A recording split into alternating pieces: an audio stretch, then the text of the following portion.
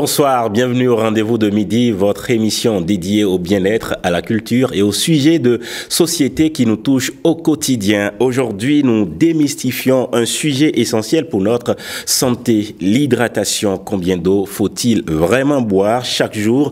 Nous verrons ensemble comment adapter notre consommation en fonction de l'âge, de l'activité physique ou encore du climat. Nous irons ensuite en cuisine pour découvrir les secrets de préparation d'un délicieux plat béninois, le gari photo. Et enfin, place aux échanges autour d'un sujet délicat mais crucial. Comment une femme peut-elle accueillir un enfant adultérin dans son foyer? Une question qui suscite des débats et des émotions et sur laquelle nous aurons des témoignages et des perspectives enrichissantes. Restez avec nous, le programme s'annonce captivant et plein de découvertes. Oh ja ja ja ja, oh ja ja ja ja. Neck beat on the beat. Moi sago.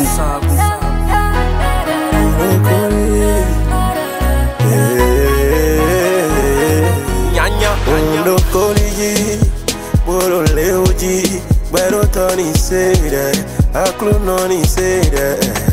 Undo koliji, odo leuji, bero toni sede, aklu noni sede. Ya ya, oh ya ya, nule uga nule dio wewe no brola.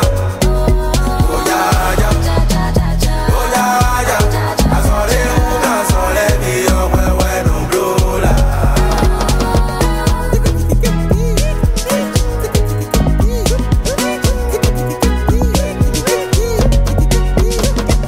Oh mon Dieu, c'est encore ton fiston.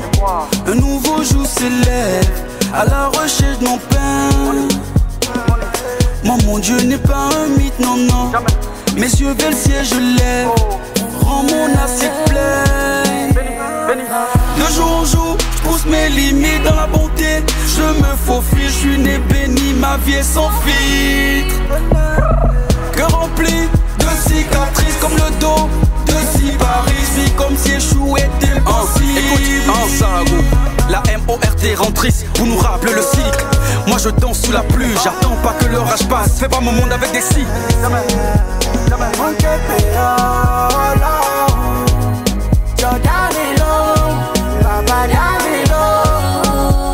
Undo koliji, bolo leoji, bero toni sede, aklu noni sede. Undo koliji, odo leuji, bero toni sede, aklu noni sede. Oh ya ya, oh ya ya, nule uga nule dio wewe no brola. Oh ya ya, oh ya ya, asole uga sole dio wewe no brola. Wezi sama yezi brugwa, pero poronke wanya kwedo. Magando we bona fere, kame twesi udo wayendo. Mommy, dala twe chomi no mai no butore. Kini mono go toto kwe basumero ndabude. Mommy, dala twe chomi no mai no butore. Kini mono go toto kwe basumero ndabude.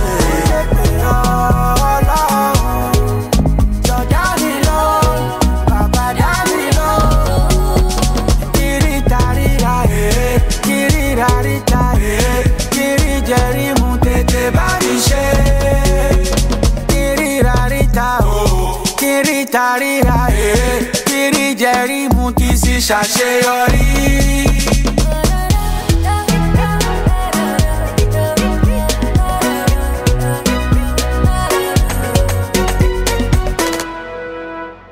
Deux jeunes brillants et voilà, vous venez de voir donc un clip, l'un des derniers de l'année 2024 que nous ont offert ces deux jeunes brillants, je le disais, Black Monarch et First King, il y a seulement 13 jours et ça fait 52 000 vues déjà sur YouTube. Voilà qui nous permet d'entrer très bien dans cette émission et je profite là tout juste de l'occasion pour vous souhaiter simplement une très belle année. C'est le premier numéro du rendez-vous de midi que je tiens dans la nouvelle année. Donc, je souhaite une très belle année à tous et à toutes. Et sur le plateau également, bonne année Sofiat, bonne année Rebecca, félicité Jennifer, bonne année, bonsoir, bienvenue. Marcel.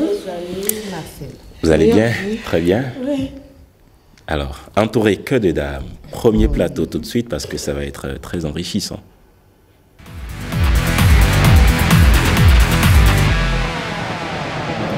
Le sujet, c'est un sujet essentiel de santé aussi. L'hydratation, est-ce qu'on s'y connaît bien? Est-ce qu'on prend vraiment les précautions nécessaires quand il s'agit de l'eau? Est-ce que nous avons de bons comportements vis-à-vis de l'eau, en face de l'eau? Est-ce qu'on gère bien l'eau? Est-ce qu'on boit plus ou est-ce qu'on boit moins? Qu'est-ce qu'on en sait vraiment? La nutritionniste nous dira davantage. Rebecca Sabouran, bonsoir de nouveau. Bonsoir Marcel, bonsoir le plateau, bonsoir chers amis téléspectateurs, heureuse année, que cette année soit une année de bonne santé pour tout un chacun de nous. Ainsi soit-il, on parle de l'eau. Combien d'eau une personne en âge moyen doit-elle boire par jour? On entend souvent dire qu'il faut boire au moins 1,5 litre d'eau par jour. Mais il y a des spécificités. Ça, c'est le général. Les besoins en eau se calculent. Il faut utiliser son poids pour calculer la quantité d'eau dont on a besoin en une journée. Et les normes varient d'un auteur à un autre. Il faut juste retenir qu'il faut consommer, il faut prendre entre 30 ml et 60 ml par kilo de poids par jour. C'est-à-dire quoi? Un exemple terre à terre. Je pèse, je dis n'importe quoi, je pèse 50 kilos et je veux calculer mes besoins en eau. Le minimum que je dois prendre, c'est 1,5 litre. Ça fait 50 fois 30, ça me fait 1500 millilitres. Okay. Donc 1,5 litre tout au moins. Je peux aller jusqu'à 60 millilitres par kilo de poids par jour, ça me fait 3 litres d'eau. Maintenant, pour quelqu'un qui pèse 100 kilos, on va faire le même exercice, 100 kilos fois 30 millilitres, ça veut dire que lui doit prendre tout au moins 3 litres d'eau par jour et il peut aller jusqu'à 6 litres d'eau. D'accord. Il peut dépasser. Et là, on comprend tout de suite que ça varie en fonction de l'âge, en fonction du poids, mais en fonction du sexe? En fonction du sexe, pas vraiment, mais plutôt en fonction du niveau d'activité physique et en fonction du climat. Parce que quand on est en période de chaleur, l'organisme réclame plus. En période de chaleur, de sécheresse, l'organisme réclame plus d'eau qu'en période de température normale et tout, voilà. D'accord, donc les activités physiques ont également un impact. La belle preuve, quand on fait le sport, on a soif. C'est ça. On transpire et puis on a soif, on boit de l'eau. Donc l'hydratation dépend aussi de ces facteurs-là. Et ça dépend aussi de ce que nous consommons comme aliments. Et justement, ce que nous allons découvrir tout à l'heure dans la prochaine rubrique cuisine, je sais que ça demande beaucoup d'eau. Oui, il y a certains aliments qui demandent beaucoup d'eau, surtout les repas bien épicés. Les repas bien épicés où il y a du piment.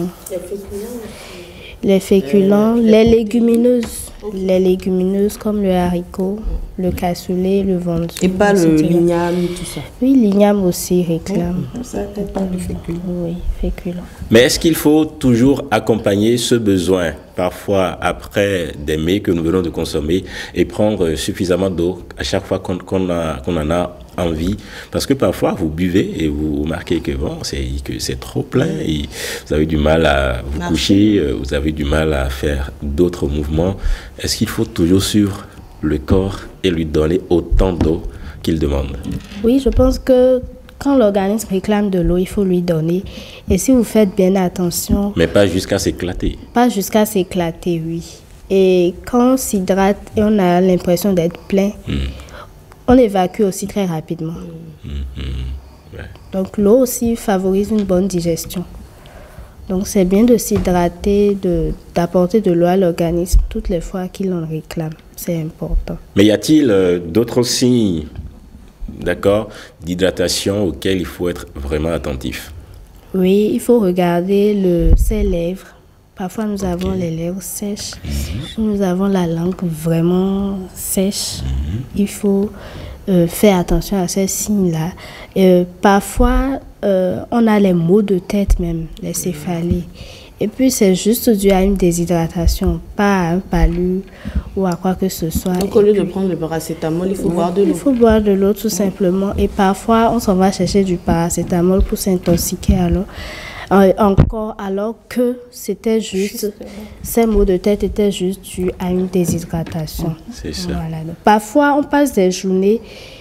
Moi, particulièrement, quand je passe certaines journées, je ne m'hydrate pas dans la journée. Vers la fin de la journée, je sens des maux de tête, puisque j'ai l'habitude de bien m'hydrater.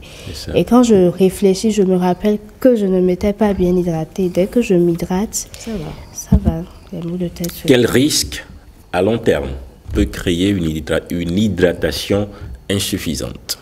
Une hydratation insuffisante peut avoir beaucoup de répercussions négatives sur l'organisme sur le long terme. Le sujet peut être exposé à des constipations chroniques, donc difficulté d'aller aux toilettes, à la selle, des selles vraiment dures qui exposent sur le long terme à des maladies comme l'hémorroïde. Et la déshydratation aussi, le fait de ne pas bien s'hydrater, pourrait favoriser aussi une accumulation de caillots au niveau des reins. Parce que quand nous nous hydratons, nous favorisons une bonne circulation, une bonne épuration au niveau de notre corps, parce que c'est le rein qui joue un rôle épurateur pour éliminer les déchets. Donc quand nous ne nous hydratons pas bien, on peut être exposé à des maladies rénales sur le long terme. Et on peut exposer l'organisme à plein d'autres choses. J'ai parlé tout à l'heure des maux de tête. Maux de tête à répétition, ce n'est pas bien aussi. Cela pourrait avoir un impact sur notre rendement professionnel. Parce qu'on ne se sent pas en pleine forme. On ne pourra pas être assez productif. Donc, l'hydratation, c'est très important. Voilà. D'accord, mais quelle peut être l'alternative pour des gens qui n'aiment pas boire l'eau? Parce qu'on entend ça aussi parfois. Hein. Il y a des gens... Oui, effectivement, il y en a qui n'aiment pas le goût de l'eau, si je peux utiliser cette expression-là. Ou dans certaines localités, quand vous êtes au sud et puis vous allez vers le nord, c'est difficile de vous hydrater au nord à cause du goût de l'eau. Qu'est-ce qu'on peut faire? Qu'est-ce qu'on peut faire dans ce cas? Il faut changer le goût de l'eau avec des fruits. Okay. Vous pouvez mettre du citron dans de l'eau, ou bien vous pouvez faire une infusion de cannelle. Donc vous faites bouillir de l'eau avec de la cannelle et vous diluez, que vous hydratez, vous buvez à longueur de journée. C'est une manière de changer, d'agrémenter un peu le goût de l'eau. Parfois on met des tranches de fruits comme juste une tranche d'ananas dans 1,5 litre d'eau, bien dans un grand verre d'eau. Pour permettre à l'eau d'avoir un bon goût. On peut utiliser les clous de girofle, le citronnelle, voilà. Y a-t-il des aliments riches en eau qui peuvent compléter ou satisfaire nos besoins hydriques? Bien sûr, oui, des fruits. Et les fruits comme les pastèques, voilà, l'ananas, les papayes, l'orange, les agrumes. Est-ce que ça remplace vraiment l'eau? Non. Ça ne remplace pas l'eau. Ça ne remplace pas l'eau, mais ces fruits favorisent aussi une bonne hydratation. Nous avons l'eau de coco, ça c'est de l'eau. Ça remplace l'eau? Ça c'est de l'eau, c'est pas de l'eau. L'eau de coco est hydrique, je vais dire, mais ça ne peut pas remplacer l'eau. La belle preuve, si vous avez soif, vous prenez l'eau de coco. La soif pourrait s'étancher pour un temps, mais il faut forcément l'eau. L'eau simple. Rien ne remplace l'eau. Dernier conseil pour rester hydraté toute la journée. Dernier conseil pour rester hydraté toute la journée, déplacez-vous tous les jours avec votre goutte d'eau. Et là où vous passez plus de temps dans votre journée, ayez toujours une goutte d'eau à côté de vous. N'est-ce pas? Parce que quand on n'a pas l'eau à côté de soi, même quand l'organisme réclame, on n'y fait pas attention. C'est ça. Mais quand vous avez l'eau à côté, dès que l'organisme réclame, vous en prenez, vous buvez. Très rapide. Voilà. Allons maintenant découvrir l'un des plats, l'un des mets qui demande beaucoup d'eau. Un plat spécial béninois, mais de quelle région c'est parti? Peut-être que notre chef cuistot nous en dira plus.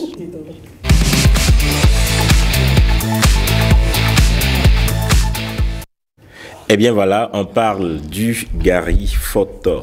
Un délicieux plat. Hein? béninois. Quand tu sais bien le faire.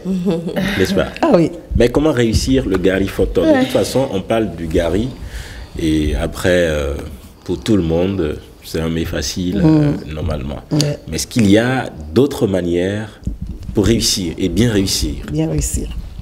Merci Marcel, amis téléspectateurs, bonjour. Pour notre premier rendez-vous, je vous dis tous mes vœux de santé. La santé, la santé, la santé. Tout ce dont on aura besoin, tous les autres vœux sont liés à ça. Si tu n'as pas la santé, tu ne peux pas avoir la longévité, tu n'as pas la santé, tu ne peux pas avoir la prospérité, tu ne peux rien faire si tu es couché. Tu ne pourras pas travailler, donc la tu n'auras pas d'argent. Donc tu n'auras pas d'argent. Donc c'est le meilleur que je vous souhaite en ce début d'année. Et pour avoir la santé, il faut d'abord commencer à manger. Je suis d'accord. Il faut commencer à manger. Je suis et d'accord. le gari photo, c'est un mets facile à réaliser.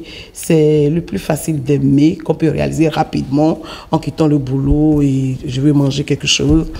On a généralement tous les ingrédients à la maison.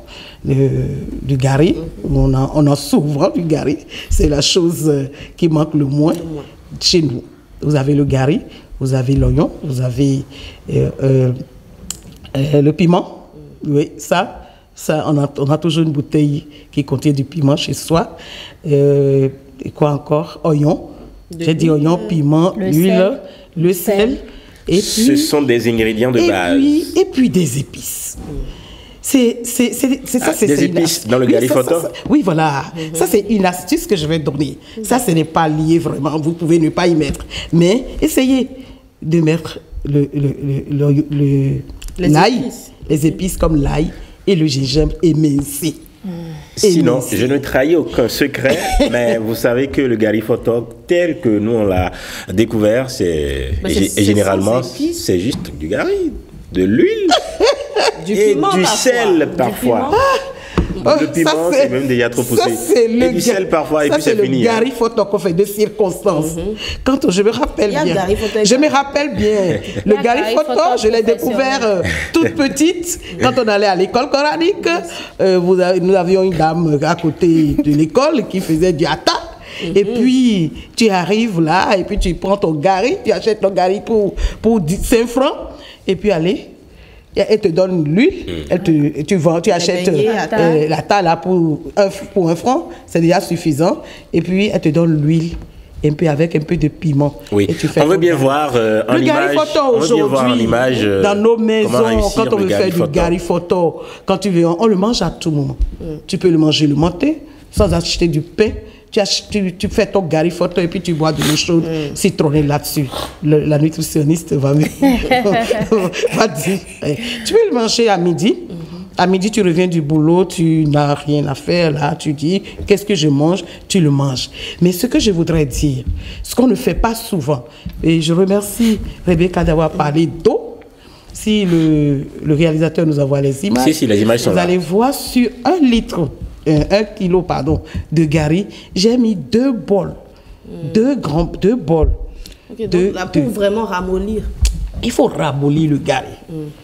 Il faut vraiment ramollir le gari pour que le gari vous se laisse manger.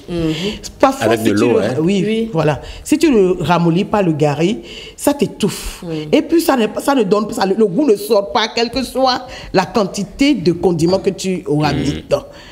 Donc, la première des choses à faire, c'est de ramollir vraiment le gari. Et en ajoutant de l'eau au gari, il faut rapidement remuer pour que tu n'aies pas de la pâte et quelque part ton pâte qui ne donne pas. Donc, il faut mettre de l'eau sur le gari en remuant au même moment. Et après, parfois, certaines personnes pensent qu'il faut faire le gari sur le feu. Non. Il faut réaliser une partie de l'assaisonnement sur le feu rapidement. C'est rapidement. L'huile, oui, voilà. Tu mets l'huile et puis tu ajoutes de l'oignon, des piments, de la tomate. Tous les condiments qu'il faut. Et puis, je vous ai parlé tout à l'heure d'une astuce, le gingembre émincé et l'ail émincé, je vous assure. Il faut jeter ça dans l'assaisonnement réalisé sur le feu, juste avant de le sortir. Et alors, vous renversez et l'assaisonnement dans le gari et vous remuez. J'ai fait ça. Il y a quelque chose que vous n'avez pas vu. J'ai fait ça avec... j'ai remué le gari à la télé avec mon spoon. Mais c'est à la main que ça c'est pour ça qu'on dit sûr. Le photo. Le gari photo, c'est le photo vraiment. Vous le photo. Avec la main. Avec la main. C'est à la main que ça a été réalisé et ça donne du bon goût. Tu peux le manger comme tout à l'heure, on en parlait ici, tu peux le manger avec du hata ou avec ton poisson. Bon poisson tu peux faire ton poisson braisé. Ça c'est un gari photo revisité. En tout cas, ma mère me l'a proposé une fois avec de la loco. Ah oui, c'est aussi très bon. C'était très délicieux. Rappel rapide des ingrédients essentiels pour le gari photo. Pour le gari photo, il ne faut pas que ça vous bat. Bon, il y a quelque chose que je n'ai pas dit. Le piment, il faut en avoir de deux sortes. Comme on a dit ici pour le moyo. Il faut avoir le piment vert et le piment rouge. Quand vous avez coupé le piment vert, il faut laisser une partie du piment vert et de l'oignon que vous allez mettre en dernière position quand vous allez finir de photo vraiment. Le craquant. C'est ça l'astuce mes amis. C'est ça, il ne faut pas qu'on oublie ça. Il faut toujours avoir un peu de piment vert et d'oignon émincé que vous allez mettre en dernière position, remuer, ça donne du craquant et ça vous donne envie de manger toujours du gari photo. Merci de m'avoir suivi. Félicité. C'est quand la dernière fois que tu as pris du gari photo? Et voilà. Ça remonte à peu près 1 mois. D'accord. Ça remonte à 2 ans, Rebecca. Je ne me rappelle plus, honnêtement. Juste, voilà. Aller à la maison. Il faut faire ça pour à 10 ans. C'est possible.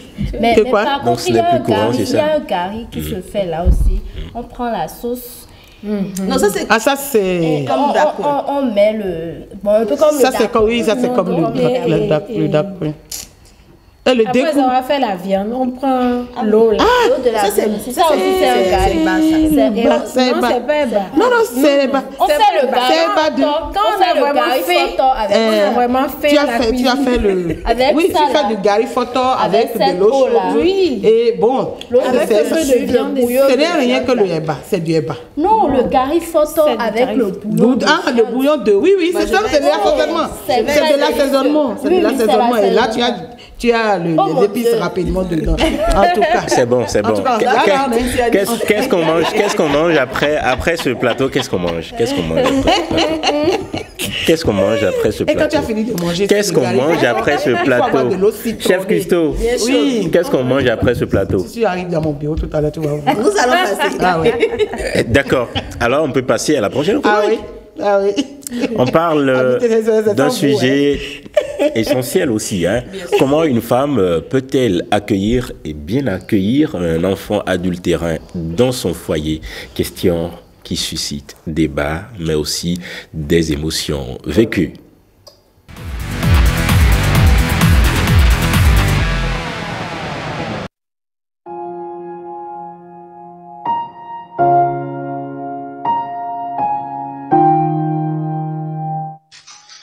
Bonjour le plateau et bonne année à tous.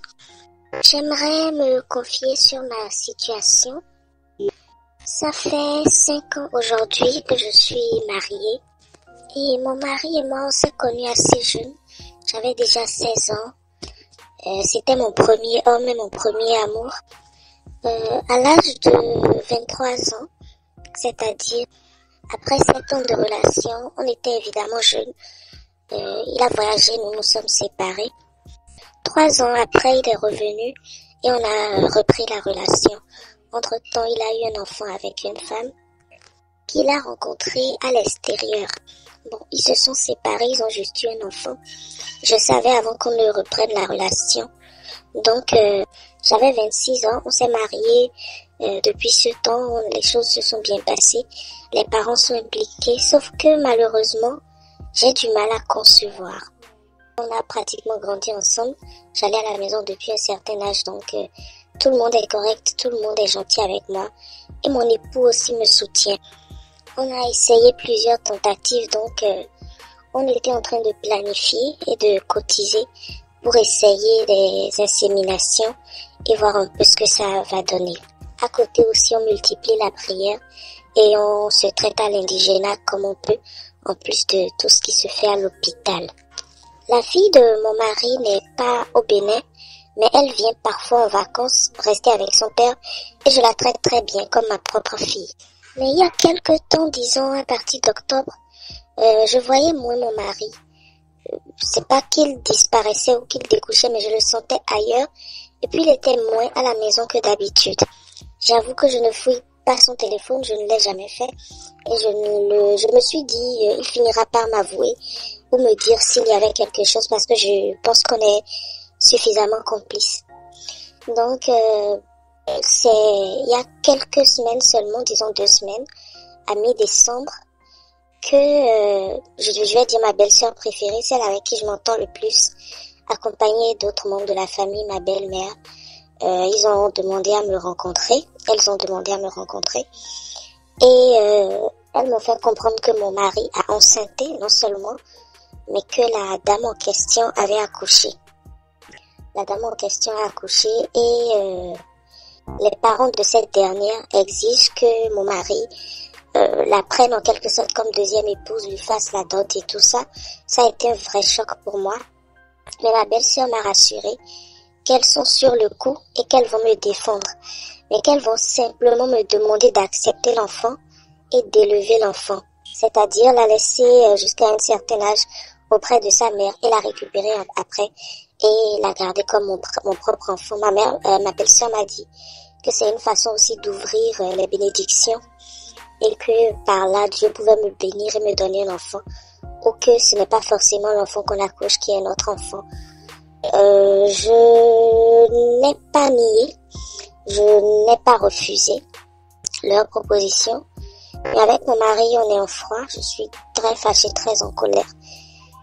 Mais il se fait que on a prévu une rencontre avec la mère de l'enfant et moi en janvier, que je commence à m'habituer à l'enfant jusqu'à ce que cet enfant intègre mon foyer. Donc c'est compliqué pour moi actuellement. Janvier, on vient de démarrer, donc je n'ai aucune envie, pour être honnête, d'avoir cet enfant sous mon toit. Je n'ai aucune envie de récupérer cet enfant chez ses parents et je n'ai aucune envie d'être sa mère adoptive. Ce n'est pas mon habitude, mais je ressens de la haine et du dégoût pour cet enfant. Contrairement à la première fille qui a été faite quand on n'était pas ensemble. Ce dernier, je ne le supporte pas du tout. C'est peut-être les débuts, mais je sens que je vais le détester et peut-être le maltraiter. Si ce n'était que mon mari, j'allais refuser. Évidemment, je ne vais pas divorcer et laisser mon mari à cette femme, mais je ne peux pas non plus garder son enfant. En même temps, je ne veux pas qu'il dote cette femme et je ne veux pas garder l'enfant. C'est compliqué. J'aimerais avoir des astuces pour être non seulement en paix dans mon foyer et être équilibrée moi-même. Je compte sur vous.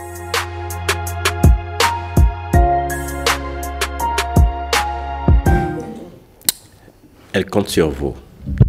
Ne la décevez pas. Jennifer, elle n'en veut pas du tout. Ça ne lui dit même pas. Et Elle toi, a été que franche. ferais-tu? Quelle aurait été ta première réaction? Justement. Non, ben, je connais pas une femme qui va jubiler à l'annonce de ça. Je ne connais pas une femme qui va Tu as dire... du mal à concevoir, hein? Oui. C'est peut-être Bon, ça c'est qui pas ton fera... cas. Je sais. Oui. C'est peut-être ça qui fera encore plus mal.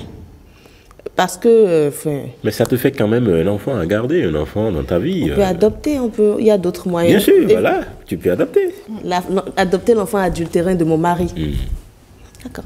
En fait, je pense que personne ne sera content. Je pense qu'il n'y a pas cette femme qui sera heureuse d'apprendre ça. Donc, voilà, elle a été honnête. Après, moi, je vais peut-être discuter avec mon mari. Évidemment, je serai fâchée, chacun sa manière de s'exprimer. S'il faut que je me vide, je me vide. Et puis, on trouve des solutions, on discute, on détermine des choses à faire. Faut-il se fâcher vraiment? Bon, c'est possible de se fâcher, mais ça va manifester Sa colère. Sa colère, ça va se maîtriser. Savoir aussi que l'erreur est humaine. Ok. Voilà. Et cela pourrait arriver à la femme aussi. Et si elle aime son mari, l'amour demande le pardon. Qui aime pardonne. Donc, Bravo, hein, Rebecca. non, bon, donc elle peut être fâchée, mais je pense qu'elle peut pardonner son mari, récupérer cet enfant-là. Cet enfant est un innocent. Il n'a rien à voir avec dans cette histoire-là. Lui, il ne connaît rien. Félicité. Il faut qu'elle donne de l'amour à cet enfant. Voilà. L'enfant ne demande que de l'amour. J'apprécie le courage de cette femme. Dans sa franchise, elle a été tellement franche. Elle a dit qu'elle n'aime pas l'enfant là. Mais moi, je la comprends en ce sens que c'est les conditions dans lesquelles l'enfant là est venu. Puisqu'elle était présente, il n'y avait pas de problème. Il y a cette complicité là entre les deux avant que le monsieur n'aille dehors faire ça là. Mais qu'est-ce qui dit que si moi je prends cet enfant là, les deux là ne vont pas continuer à se voir. Là, ça va se passer au niveau des deux. Elle n'a qu'à bien discuter avec le monsieur qui trouve un terrain d'entente. Si vraiment elle ne peut pas prendre l'enfant, on peut adopter un autre enfant. Puisque prendre un enfant, c'est lui donner de l'amour, de l'éducation. Et si elle-même, elle sait qu'elle ne peut pas prendre l'enfant, si on la force, puisque c'est une pression légère, une pression silencieuse, du moins, est-ce que la belle famille est en train de le faire? Si elle s'entête à prendre l'enfant juste pour faire plaisir à la famille, ça va créer d'autres problèmes entre les deux, parce que le mari va voir qu'elle maltraite l'enfant, ou bien et quand il n'est pas là, on traite mal l'enfant, donc ça va jouer sur leur couple. Qu'ils discutent bien et qu'ensemble, ils peuvent adopter un autre enfant, et une tante n'a qu'à prendre l'enfant. Si elle a des choses pour aider l'enfant, contribuer, elle peut le faire pleinement, mais garder l'enfant comme ça, si elle-même, elle trouve qu'elle ne peut pas prendre, donc elle n'a qu'à trouver le moyen de convaincre son mari qu'il discute, c'est tout. Ben, s'il y a possibilité d'envoyer l'enfant chez une tante, de toute façon l'enfant est déjà là. Oui. D'envoyer l'enfant chez une tante, oui, c'est que c'est également possible qu'elle vive avec toi. C'est pas la même chose. Regardez, je pense qu'il n'y a rien qui dépasse l'amour d'une mère. Hein. Voilà. Au lieu de l'emmener peut-être dans mon foyer, je pense que sa mère peut l'aimer, peut très bien s'en occuper. Et là, elle aura le temps de guérir. Mais le père veut l'enfant plus proche. D'accord. Là, il est en train de faire son choix. La femme n'est pas contre l'enfant. D'accord. La mère. Il en fera un deuxième. Vos filles ont parlé. Nous sommes en début d'année et je voudrais, parce que ce qu'on dit ici, c'est une histoire vraie, plus que vraie, que ça se passe dans beaucoup de maisons en ce moment. Je voudrais souhaiter à toutes les femmes qui sont à la recherche d'un enfant, toutes les femmes qui sont dans un ménage, qui n'arrivent pas à faire d'enfant, je voudrais vous souhaiter ce bonheur-là, d'avoir votre enfant. Quand j'ai écouté l'histoire de cette dame, j'ai eu du mal pour elle. Et j'ai vu qu'elle n'est pas encore dans l'affaire. Tu n'as pas fait d'enfant. Et c'est ta belle-mère, ta belle-sœur que tu appelles préférée. Ma chérie, je voudrais commencer à te dire que, je vais commencer par te dire que dans ces histoires-là, il n'y a pas de belle-sœur préférée. Il n'y a personne qui soit préféré dans ta belle famille. Si tu n'as pas d'enfant, tu n'en as pas. Je vois, l'amour te dit, et je suis d'accord avec toi, qu'il ne faut pas partir sur le coup de tête. Tu ne pars pas de chez ton mari, mais il faut que tu aies ta tête sur les épaules. Il faut que tu saches que dans cette histoire, le premier choc, c'est d'en avoir été informé par les autres. C'est-à-dire que son mari l'aurait appelé, comme la dernière fois on parlait de 2h du matin, l'aurait réveillé à 2h du matin et il lui aurait dit, ma chérie, tu sais, la situation que nous traversons, voilà, j'ai fait ceci, j'ai fait cela. Et elle va avoir le choc. Il va câliner, il va la consoler et puis elle va comprendre. C'est-à-dire que je ne vais pas juger ton mari, mais c'est de la méchanceté que de laisser une telle information être donnée à celle que vous aimez, celle que vous dites que vous aimez, que cette information soit donnée par une autre personne autre que vous. Vous ne pouvez pas vous imaginer. Tout à l'heure, Marcel demandait comment on accepterait ça. Ça dépend de... Ça dit que la réponse, c'est selon le cas, selon la femme. Une autre femme aurait réagi et aurait frappé toutes les personnes qui sont venues là. Et il va se lever et partir. Une autre, comme moi, je ne dirais pas un mot. Par respect pour eux, je vais dire j'ai entendu. Parce que je n'ai pas affaire à eux, à elle ou à eux. Je ne sais pas si c'est... Elle dit que c'était des femmes qui étaient venues la voir. Je vais m'éviter. Mais dans ces personnes, parmi ces personnes-là, il y a personne vraiment qui l'aime. On a beau l'aimer. Quand la belle famille t'aime, c'est parce qu'il n'y a pas de problème. C'est-à-dire qu'il n'y a aucun problème qui va qui va à l'avantage. Il n'y a aucun problème qui va au désavantage de leur enfant. Le jour où il y a un problème, où ils ont à choisir entre toi et leur enfant, que les jeunes filles l'entendent, c'est leur enfant qu'il faut choisir. Donc là, ils sont venus, pas parce qu'ils t'aiment. Elles sont venues pas parce qu'elles t'aiment. Elles sont venues parce que ton mari n'a pas le couille pour te parler à la maison. Et elles ont dit, c'est quoi? Elle n'est pas... Dans certaines familles, ce n'est pas toujours le cas. Écoute, sur 1000 familles, tu vas trouver une seule. Je te dis. Écoute, je te dis. Sur 100, on peut en avoir 2. Ah, ok, d'accord. Ok, c'est déjà... Bon, c'est tout, elle va 100 sur 2. Tu vois, et elles ont peut-être dit, c'est quoi, elle n'a pas mis tête, non? Elle n'a pas mis tête, on va lui dire. Et on est venu te dire ça, on a dit, on va faire ton palabre. Ton palabre, c'est Dieu qui va le faire. Et je te souhaite d'avoir ton enfant. Maintenant, quelle est la femme, cette femme-là? Puisque ce qu'on dit là, ça n'est pas, c'est un bébé, c'est d'un bébé qu'on parle là. Quelle est la femme qui va faire son enfant et qui va laisser son enfant aller dans la main d'une rivale, un enfant qui n'a pas encore 7 ans? Ma chérie, si on doit t'amener cet enfant, si la femme va accepter de te laisser cet enfant, c'est que cet enfant a déjà 7 ans, qu'on va lui prendre de force. Sinon, aucun moment ne voudra laisser son enfant dans la main d'une rivale. Et je voudrais que tu saches aujourd'hui... Mais est-ce que c'est vraiment une rivale? Que quoi? C'est un rival. Oh, tu appelles ça quoi? Je dis, aucune femme ne voudrait laisser son enfant bébé ou un enfant de 3 ans dessus de ça à la main d'une rivale. C'est une rivale, à moins qu'elle soit sur morte. Le départ. À moins qu'elle soit morte. Si, là où on est, on te demande de garder l'enfant d'une femme qui a fait l'enfant à ton mari et qui est décédée, on te donne ça, tu prendras l'enfant de tout cœur. La maman ne va pas te laisser et garder son enfant. C'est pour ça que je ne vais pas me opiler sur est-ce que tu dois garder l'enfant. Mais si tu as l'opportunité, on a dit, oui c'est vrai, et c'est vrai, et c'est vrai. J'ai vu ça, que il faut pas, la haine dont tu parles, c'est le fait que ton mari ne t'a pas informé, que tu as cette haine-là contre cet enfant. Ton mari, tu vas discuter avec ton mari et ça va te donner le courage d'aborder cet enfant. Je voudrais te donner une astuce. Tu ne gardes pas l'enfant, peut-être, tu ne voudrais pas le garder, sa maman ne te donnera peut-être pas l'enfant. Mais ma chérie, il faut considérer que cet enfant, c'est ton enfant, c'est déjà dans votre vie. Puisque tu aimes l'autre, la grande qui n'est pas au Bénin, aime celui-ci aussi.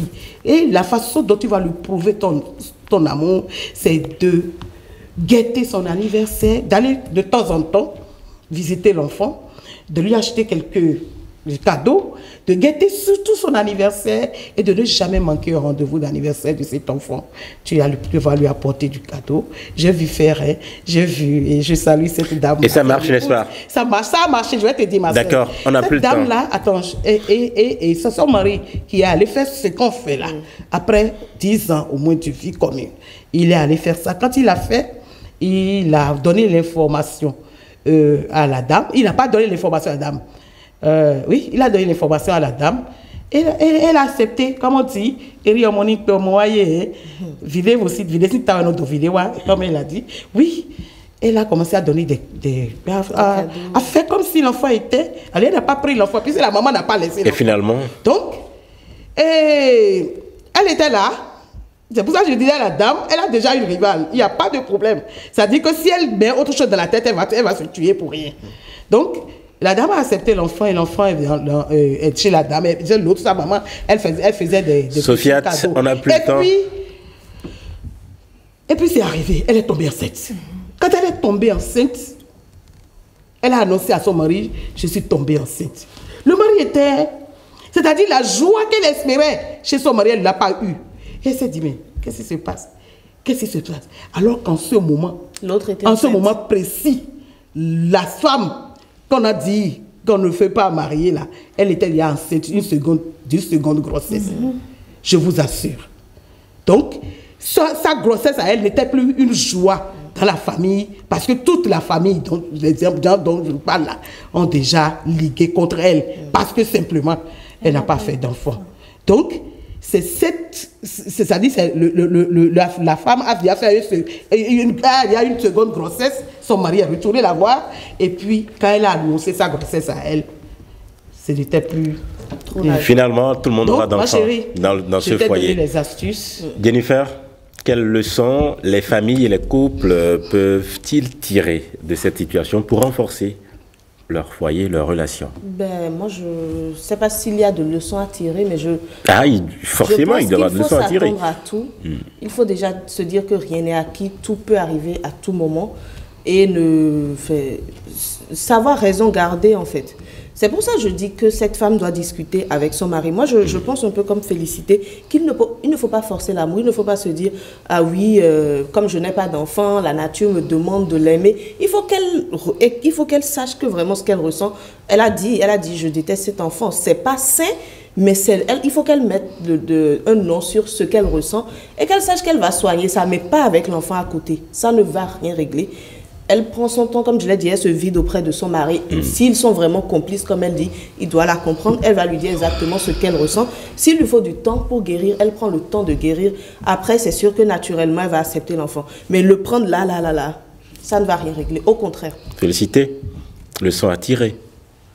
Leçon à tirer pour cette femme, c'est qu'elle ne prenne jamais son mari qu'elle dit qu'ils sont vraiment complices là, comme acquis.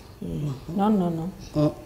Elle continue d'apprendre à Elle a parlé de complicité, elle a parlé d'amour, elle parle de ce qu'elle vit. Non. Ça, c'est juste les instants, les conditions dans lesquelles ils vivent qui lui prêtent cette intention. Vous n'êtes pas dans cette relation. Vous ne savez pas quel amour elle reçoit de cet homme. On dit souvent que ce n'est pas ce que quelqu'un te dit qu'il faut considérer toujours. Il faut aussi considérer... Je suppose que l'homme ne lui dit pas seulement... qu'il l'aime, mais c'est sûr qu'elle vit vraiment un amour de la part de cet homme. Les actes pas plus forts. Rebecca, quelle leçon à tirer? Il faut pardonner. Voilà. Pourquoi non? J'ai dit fais attention. Il faut pardonner, n'est-ce pas? Moi, j'invite cette femme à pardonner parce que le pardon serait le début de sa guérison. Sans pardon, elle ne pourrait être jamais guérie de cette blessure. Il faut qu'elle prenne le temps. Oui, pour pardonner, mais pardonner quelqu'un, ce n'est pas lui donner encore la même occasion de me tuer. Non, j'ai pardonné, c'est que j'ai fait table rase, c'est que je lui concède. Oui, mais ça ne fait qu'une première fois. Mais prendre ce problème-là, mettre cette gangrène-là dans peut-être à la longue, si une tante connaît l'enfant, à la longue, la femme peut déjà avoir vidé ça et bon. Elle prend l'enfant, elle considère son enfant. Elle considère l'enfant du monsieur, mais sur le coup, là, c'est un peu dur à cuire. Mais pas impossible quand même. Non. N'est-ce pas? Pour finir. Je voudrais finir en disant que nous sommes en Afrique et particulièrement au Bénin. Quand il s'agit des histoires d'enfants, tu n'as pas fait d'enfant, il faut te mettre prête à tout supporter. Si tu es dans ton ménage, et mets dans ta tête que tu es déjà une femme secondée et pas toi pour avoir ton enfant à toi. Sinon, tu vas garder les enfants des autres. Ça ne dépend pas que de toi. Ou discuter Oui, avec je le mari dis- pour adopter. Je dis, un enfant, à toi, ça peut être l'enfant que tu as mis au monde, ça peut être l'enfant que tu es allé chercher quelque part et adopter. Mais généralement en Afrique, quand les hommes ont déjà leur enfant, le tien, enfin, que tu es allé chercher, je ne sais où n'est plus. Mais Dieu qui regarde, qui connaît les cœurs, c'est pour ça que je dis, il faut montrer de l'amour à cet enfant, qu'il soit ailleurs ou avec toi. Mais je doute que cet enfant vienne à toi. Il sera avec sa maman, mais montre que tu es une maman et que tu peux, l'enfant là est pour toi aussi. Et fais les gestes qu'il faut pour cet enfant. Mais ne t'oublie pas, ma chérie. Merci pour ces échanges enrichissants. C'était un plaisir, et c'est toujours un plaisir d'être avec vous, d'être à vos côtés, chère dame. Jennifer, félicité, Rebecca, Sofiat. Merci d'être venu encore au rendez-vous de midi. Demain, c'est vendredi, ce sera artistique comme tous les vendredis. Nani, Odjelade et Chris Ba vous donnent rendez-vous ici même à partir de 12h. Bonsoir.